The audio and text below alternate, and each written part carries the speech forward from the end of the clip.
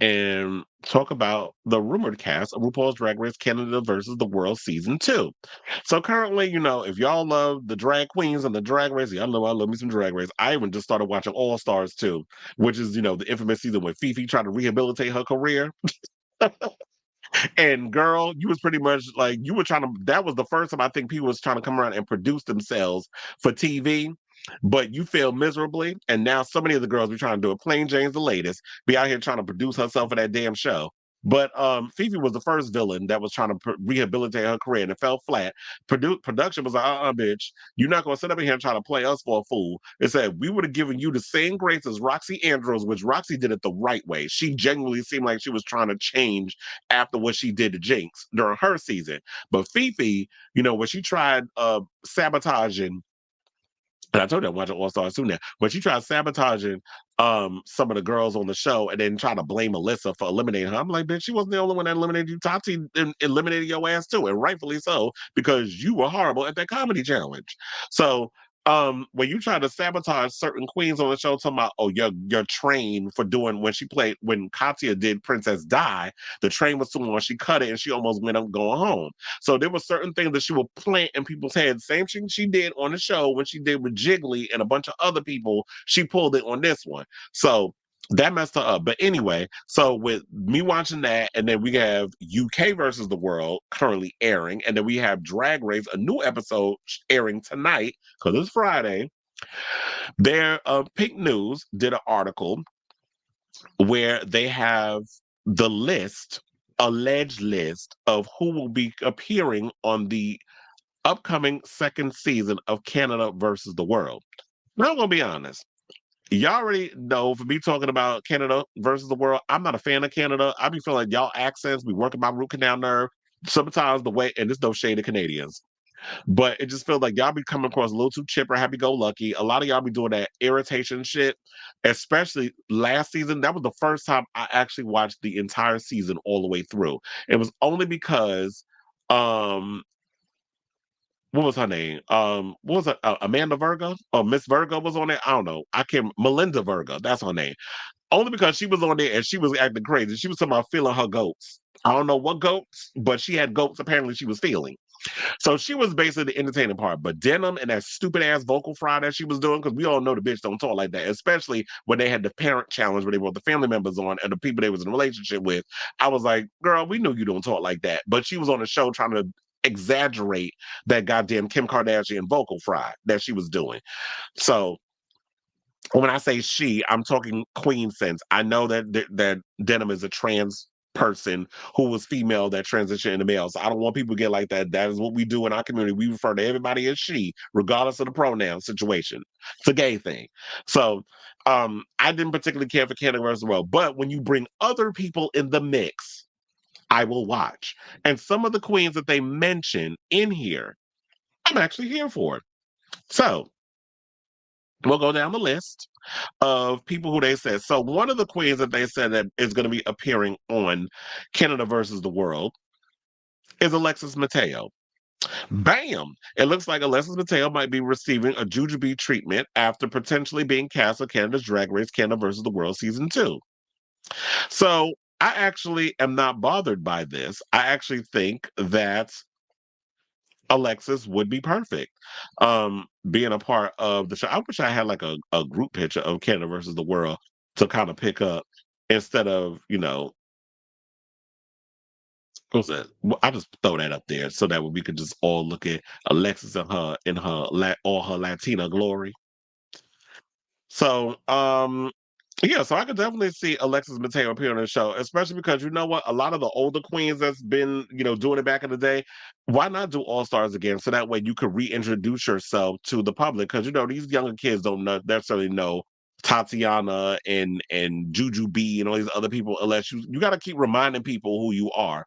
Otherwise, they won't be checking for you. So another person that they have, Aquarella from Drag Race Brazil season 1, who was the first Brazilian queen to have been drafted into the international arena. Aquarella is the current reigning Miss Congeniality of Brazil's first series.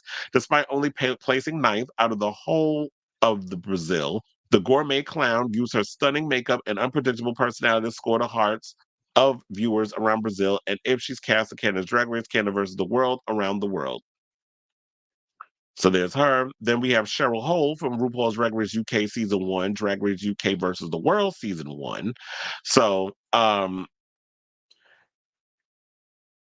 it says that if the rumors are true, the legendary Cheryl Hole could be one of two of the first queens to return to Drag Race for a second go round on the Versus the World franchise and hopefully finally snag the challenge win. Cheryl nailed the Girl Group Challenge on her original season, but was cruelly eliminated by Janie Jacquet following a ball challenge on season one. Oh, yeah, I remember that, child. I was like, ooh, that was me. But you know, it happens. And it's a game. So they said, could the third time and complete change in judging panel be the charm for Mrs. Hole? So I would definitely like to see her appear on Canada's Drag Race. Okay, so the next person that we're going to talk about is Geometric. So, the first Canadian queen of the rumored cast competing to bring the title track to the North, Geometric placed fourth on her original season, just missing out on the top three to Pythia, Kendall Jenner, and Isis Couture. It would be her second time being judged by Brooklyn Heights, but Gia already has a Maxi Challenge win under her belt, as well as a stellar runway package, but she was cut from her first season after a lip sync twist. So, um, okay, if she wants to come on, she can come on. But quite frankly, like I stated, it's like I don't really be featuring the Canada queens like that. So I'll be rooting for the other girl. I mean, no shade, but I do like her drag aesthetic though. Okay, so the next queen we're gonna talk about is Kennedy Davenport, who was another one that's been on who on the rumor mill. So um Kennedy, who was top four of season seven and top two of All Stars 3, is on the rumored cast list of Canada's Drag Race Canada versus the World season two, and that should have the rest of the queens shaking in their show boots because you know she definitely gives a show, especially when she did All Stars and she did that reverse flip jump on top of the box and gagged not only me, but RuPaul as well. So you know the Dancing Diva of Texas have a total of three Maxi Challenge wins under her wig and a no nonsense attitude.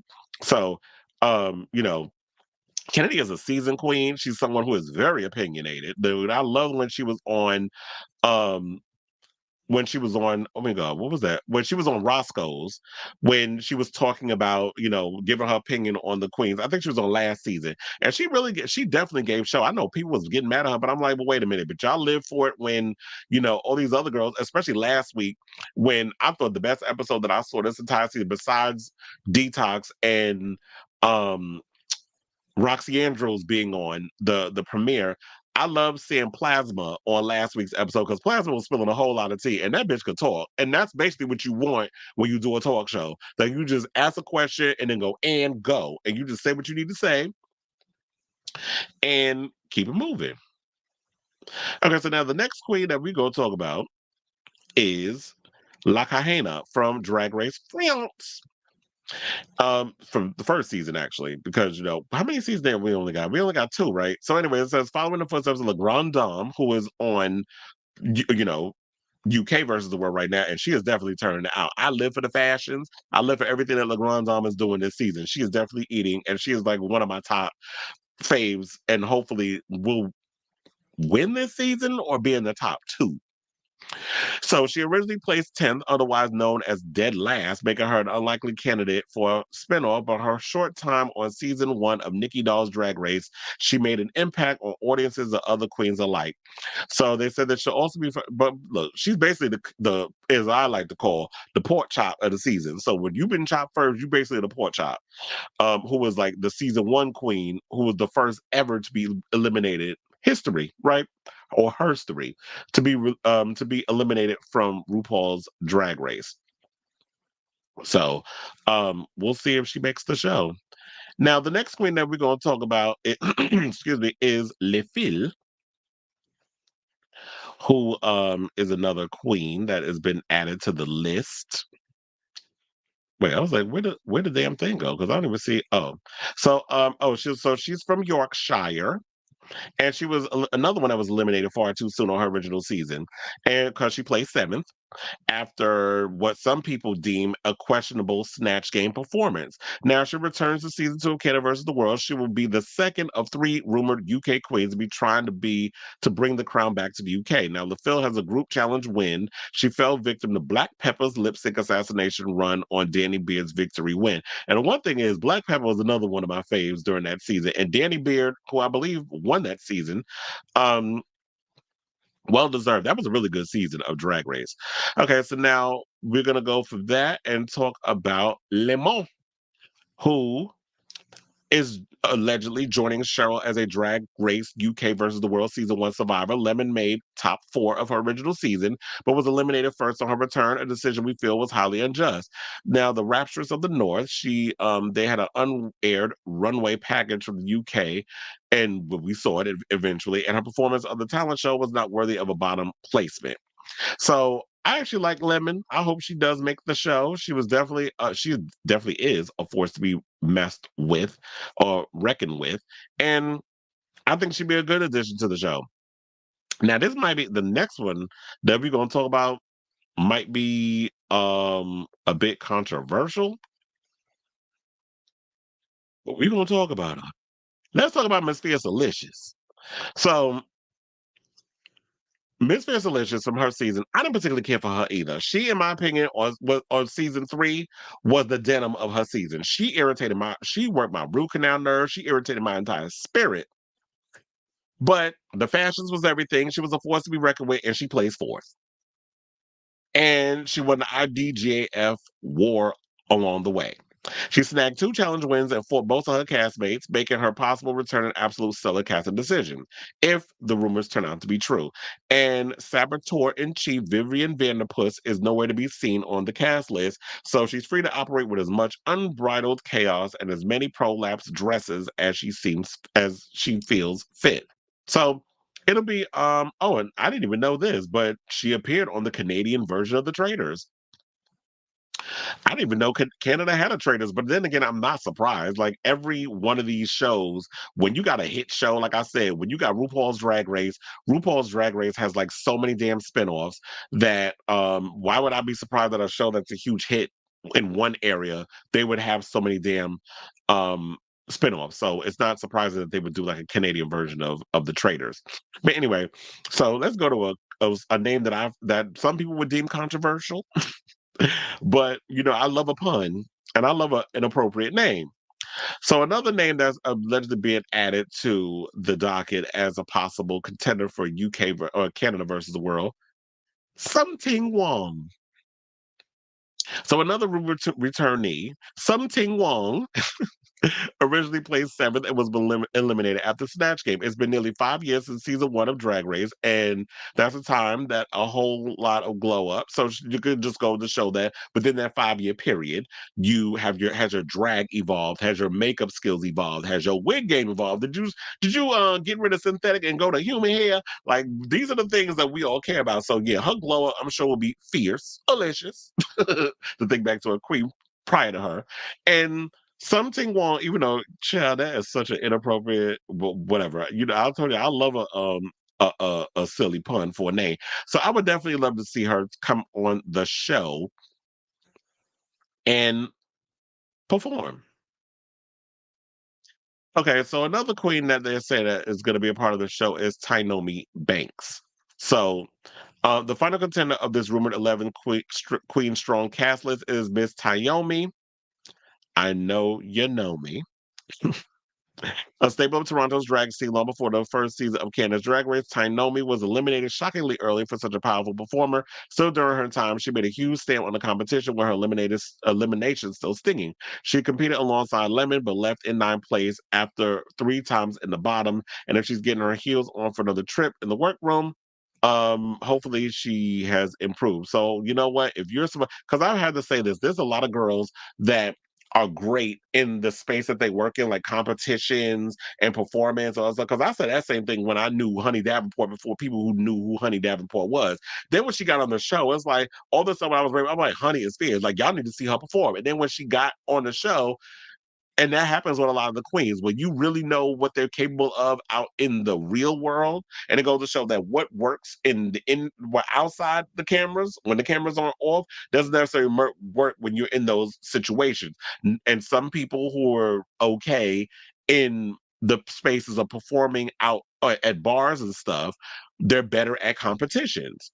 And that could have been the same situation with Tyomi. That Tyomi is someone who is a fierce bitch in the club scene, but when you get them on TV, it's like it's not like you're not delivering.